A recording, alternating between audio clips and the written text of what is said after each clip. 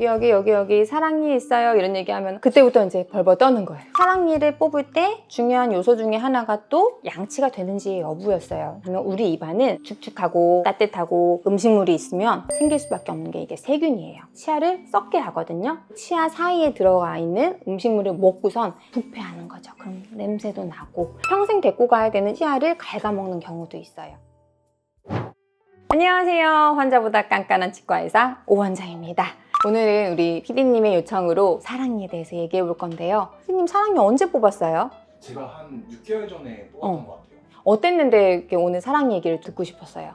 그때 생각보다 아프지가 않았거든요. 응. 처음에 제가 사랑니를 뽑았던 게 8년 전인가? 그때 뽑았던 것 같은데 그때 저 너무 아팠어요. 이번에 너무 안 아파가지고 왜 그랬는지 좀 궁금해서. 왜 그랬는지 궁금해서. 사랑니 때문에 환자분들이 오시면 여기 사랑니 있어요 이런 얘기하면 그때부터 이제 벌벌 떠는 거예요. 근데 PD님만 해도 한 사람한테 있는 사랑니가 언제는 굉장히 아팠고 언제는 굉장히 안 아팠단 말이에요. 그런 이유는 뭐냐? 사랑니가 어디 위치에 있는지 얼마나 나와 있는지 이런 거에 따라서 뼈 색재량이나 이런 거가 달라지기 때문에 그래서 달랄 거예요 아마. 똑바로 잘 나 있고 그리고 위쪽에 있는 거 그리고 나이가 어린 경우에 있어서 쉬운 사랑니가 있는 반면에 한편으로는 엊그저께 있는 이 환자분 같은 경우에는 사랑니가 매복이 돼 있는데 그 옆에 매복 과잉치가 있었어요. 그리고 사랑니가 2개였거든요. 근데 이 환자분 같은 경우에는 뼈를 삭제를 꽤 했는데도 불구하고 오늘 전화하는데 뭐 안 아프다고 하시더라고요. 그 얘기는 사실 저는 뼈 삭제를 많이 하지는 않아요. 뽑아야 되는 치아를 갈아서 몇 분할 해서 차라리 뼈를 치는 것보다 치아를 치면 조금 더 붓기가 덜 하더라고요. 그래서 이렇게 환자분한테서도 쉬운 사랑니, 좀 어려운 사랑니 이런 것도 있죠. 또 한편으로는 이제 이 사랑니가 신경관이랑 가까이 있는 경우 있거든요. 이런 경우에는 신경관을 뽑다 건드릴 수가 있어서 대학병원 가세요 이런 경우도 있는데 사실은 이 사랑니가 신경관과 이렇게 겹쳐서 보이는 경우도 꽤 있기 때문에 그런 경우에는 뽑을 수 있어서 병원 오셔서 저한테 상담하시면 되긴 합니다. 결론적으로 위치에 따라 다르다. 그리고 뽑을 때 삭제량이 얼마나 다른지 이런 거에 따라 또 다르다. 이런 얘기를 하는 거예요. 그러면 사랑니가 났는데 안 뽑아도 되는 경우가 있나요? 제 동생 얘기를 해볼까요?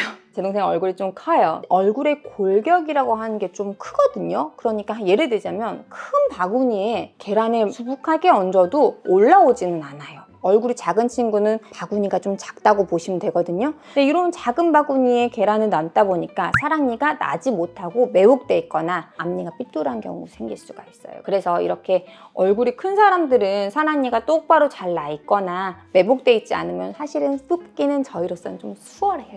또 어린 친구들이 좀 좋아요. 왜냐면 이 뼈라는 게 나이가 들수록 좀 경화가 되는 경향이 있거든요. 그래서 나이 막 50대 아저씨, 60대 아저씨 사랑니 뽑아주세요 그러면은 안 아프다 하면 조금 데리고 살아볼까요? 라고 얘기해요. 그렇게 뼈가 말랑말랑한 어린 친구에 있어서 사랑니 뽑을 때 조금 더 수월한 경우도 있고요.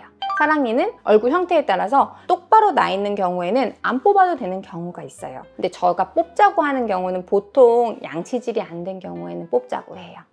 그리고 그 사랑니 뽑을 때 대각선을 뽑아야 돼요? 아니면 이렇게 위에 거만 뽑아야 돼요? 보통은 위아래를 같이 뽑거든요. 왜냐 어차피 여기 상처 나고 밥 못 먹어서 이쪽으로 먹어야 되니까 같이 뽑는 거고요. 이렇게 뽑고 나서 한 일주일 정도면 어느 정도 힐링이 되고요. 잇몸 있잖아요. 이런 연조직의 힐링은 보통 2주가 걸리기 때문에 많이 예민하신 분들은 2주의 텀을 두고서는 오른쪽에 2개, 왼쪽에 2개 뭐 이런 식으로 뽑기도 합니다. 그리고 사랑니 안에 음식물이 껴가지고 충치가 막 혹시 생길 수도 있고. 그렇지. 사랑니를 뽑을 때 중요한 요소 중에 하나가 또 양치가 되는지 여부였어요. 여기 또 이 환자분 보시면 사랑니가 이렇게 누워있고 평생 데리고 가야 되는 치아가 이렇게 돼 있거든요. 그럼 이 치아랑 이렇게 누운 치아 사이가 음식물이 낄 수가 있거든요. 그러면 우리 입안은 축축하고 따뜻하고 음식물이 있으면 생길 수밖에 없는 게 이게 세균이에요. 치아를 썩게 하거든요. 치아 사이에 들어가 있는 음식물을 먹고선 부패하는 거죠. 그럼 냄새도 나고 평생 데리고 가야 되는 치아를 갉아먹는 경우도 있어요. 그렇기 때문에 매복돼 있는데 누워있고 여기 겹쳐있다 뽑아주시는 게 나아요. 장기적으로 우리가 지금 100세까지 살아야 되는 인생에서 이 사랑니가 있어서 주는 이득보다 잃는 것이 크기 때문에 뽑는 게 낫죠. 근데 어쨌든 최근에 원장님 알게 된 거잖아요. 근데 원장님은 사랑니를 좀 안 아프게 빼준다고 하셨는데 이유가 따로 있나요? 병원 리뷰 봤나?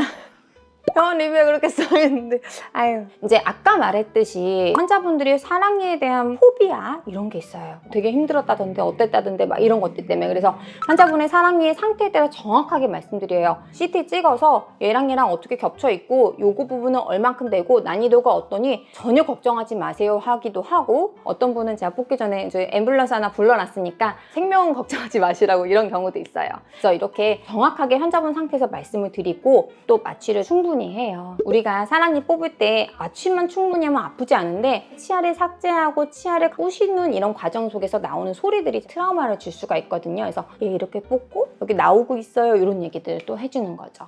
그리고 또 하나는 치아 주변에 있는 뼈를 많이 삭제하고 잇몸을 많이 열어서 금방 뽑기는 하는데, 그렇게 되면은 나중에 뽑고 나서 조금 고생해요. 수술 범위가 넓어지면 넓어질수록 또 아플 수가 있거든요. 그래서 최소로 그 부위만 뽑고 그렇게 합니다. 결론적으로 사랑니를 안 아프게 뽑는 법은 쪼개 빼고 작게 열고 빨리 빼는 방법이죠. 사랑니를 뽑는 병원을 고민하실 때 저희 병원 사랑니 뽑으니까 오셔서 뽑으세요 이런 말씀하는 병원에 가서 뽑으시면 큰 문제 없지 않을까. 저희는 사랑니 뽑는다고 열심히 광고도 하고 피디님도 오시라고 하고 친구도 데리고 오라고 하고 이런 얘기 합니다. 오늘은 사랑니 얘기 한번 해봤는데요. 궁금하신 사항 있으시면 댓글 남겨주시고요. 다음에 또 다른 얘기로 한번 해볼게요.